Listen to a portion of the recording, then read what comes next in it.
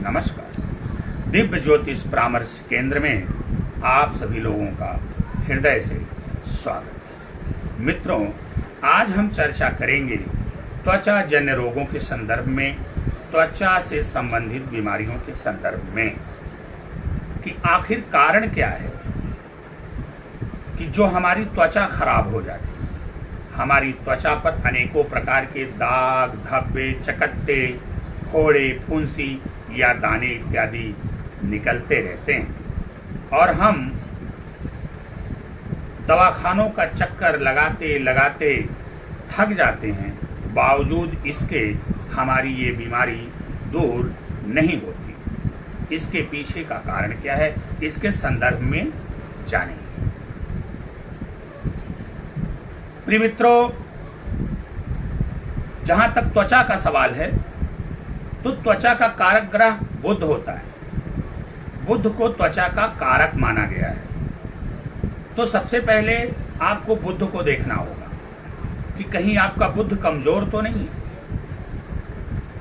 अगर आपका बुध कुंडली में कमजोर स्थिति में होगा तो ये मान करके चलिए कि आपकी त्वचा कमजोर होगी, और जब त्वचा कमजोर होगी तो जाहिर सी बात है वो रोगग्रस्त भी होगी। तो सबसे पहली जिम्मेदारी है बुध ग्रह की। आप बुध को देखिए कि बुध की स्थिति क्या है। बुध कहीं पीड़ित तो नहीं है, बुध नीच के तो नहीं है, बुध बुरे भावों में तो नहीं है, या बुध पर किसी बुरे ग्रह की दृष्टि तो नहीं है, बुध अस्त तो नहीं है, बलाबल में कमजोर तो नहीं है। आप बुध का निर्धारण पहले कर लीजिए, क्योंकि बुध के आधार पर ही पता चल जाएगा कि आपकी त्वचा किस प्रकार की है।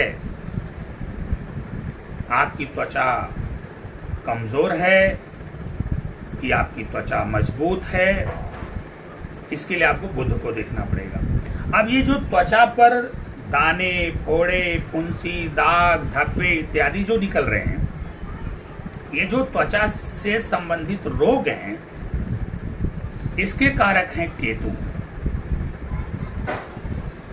अब कहीं से भी आपकी कुंडली में बुध कमजोर स्थिति में हो और उनके ऊपर केतु की दृष्टि पड़ रही हो, या कुंडली में केतु बुरे भाव में स्थित होकर के बुरा प्रभाव दे रहे हैं, या केतु की दशांतर दशा चल रही है,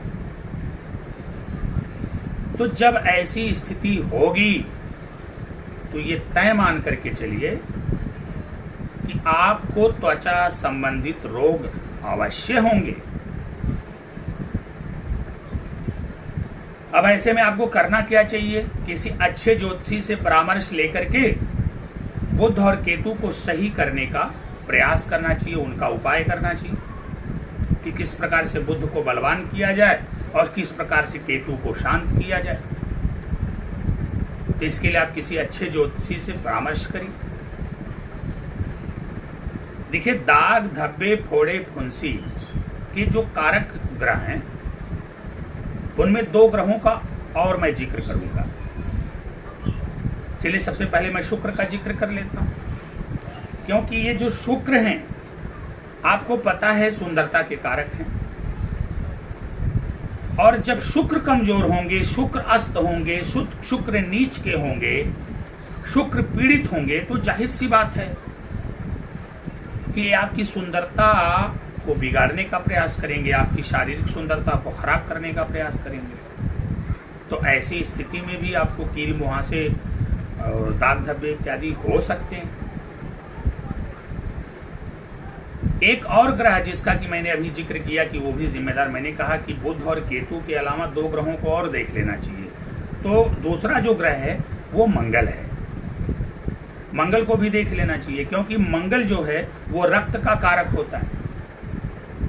अब यदि मंगल खराब होगा, मंगल पीड़ित होगा, मंगल नीच का होगा, या मंगल बुरे भावों में होगा, तो ऐसी स्थिति में आपके रक्त में खराबी आएगी, आपका ब्लड खराब होगा। तो तो जाहिर सी बात है जब रक्त खराब होगा तो आपके शरीर में फोड़े, फुंसी इत्यादि निकलेंगे।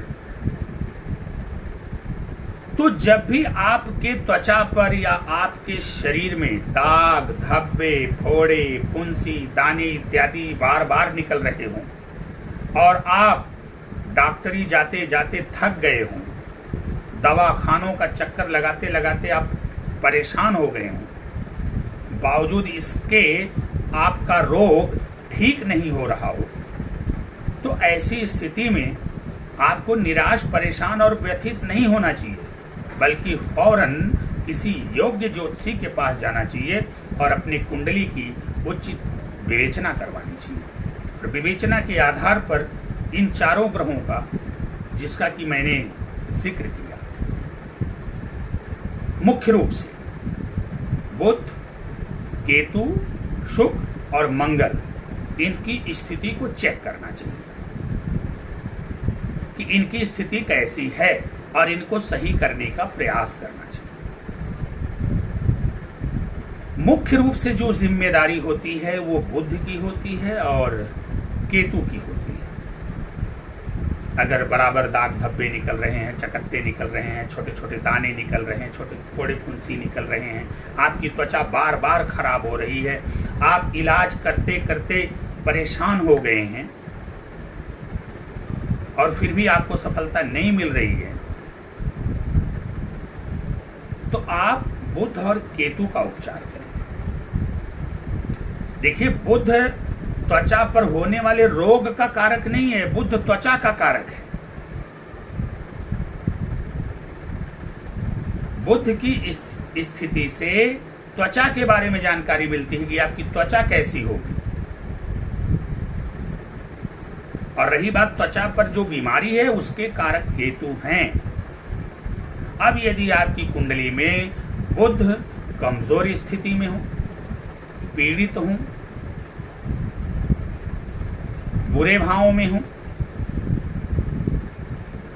बलाबल में कमजोर हो, उन पर कहीं से भी केतु की दृष्टि पड़ जाए, या फिर केतु आपकी कुंडली में बुरे फल दे रहे हो, या केतु की महादशा अंतरदशा चल रही हो, तो ये तय मान करके चलिए कि यदि आपकी कुंडली में बुध कमजोर हैं तो उनके ऊपर केतु का दुष्प्रभाव पड़ेगा और आपको त्वचा जन्य बीमारी और त्वचा से संबंधित रोग अवश्य होंगे। और इसके लिए आप कितना ही मेडिकल उपचार करवा लें, आपको लाभ नहीं होने वाला। आपको इसके लिए सबसे पहले बुध और केतु का उपाय करना होगा। तो आप किसी अच्छे योग्य ज्योतिषी से संपर्क करिए, उनसे अपनी कुंडली चेक करवाइए, बुध और केतु की स्थिति को सही करिए, साथ में मंगल और शुक्र को भी देख लीजिए। निश्चित रूप से 100% आपको इन रोगों से, जो त्वचा संबंधित रोग हैं, उनसे मुक्ति मिल जाएगी। एक छोटा सा उपाय भी हम आपको साथ में बता दे रहे हैं। यह बहुत ही कारगर, 100% कारगर, आजमाया हुआ चमत्कारिक रामबाण अचूक उपाय है। आप इसको करके देखिए, केवल 3 शनिवार आप करेंगे और आपको त्वचा जन्य बीमारी में जबरदस्त लाभ होता हुआ दिखाई देगा। अब इसके लिए आपको करना क्या है, किसी शनिवार को शाम के समय एक मिट्टी के बर्तन में जल भरना है, उसमें सोने का आभूषण रखना है और फिर उस जल से अपने शरीर को साफ करना है। शरीर को साफ करने के उपरांत सोने का आभूषण उसमें से निकाल लेना है और जल को किसी चौराहे पर ले जाकर के फेंक देना है। प्रिय मित्रों, ऐसा केवल 3 शनिवार आप करेंगे और देखते ही देखते आपको जबरदस्त चमत्कारिक लाभ होता हुआ दिखाई देगा। आशा करते हैं कि आप मेरे इन बताए हुए उपायों को अपना करके अपने त्वचा जन्य बीमारी को, त्वचा से संबंधित रोग को समाप्त करने में सक्षम होंगे। प्रिय मित्रों, ऐसी ही और महत्वपूर्ण जानकारियों के लिए आप हमसे जुड़े रहिए।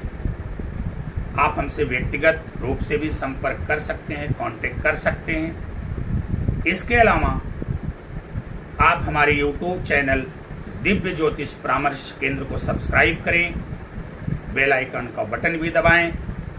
ऐसे ही बहुत सारे उपयोगी वीडियोस हमने वहां पर डाले हुए हैं, उन वीडियोस को देखें, लाइक करें, कमेंट करें, शेयर करें और वीडियोस में बताए गए उपायों को अपना करके अपने जीवन में चल रही आने वाली सभी समस्याओं, परेशानियों, बाधाओं, रोग, रिपु, ऋण इत्यादि का शमन करें।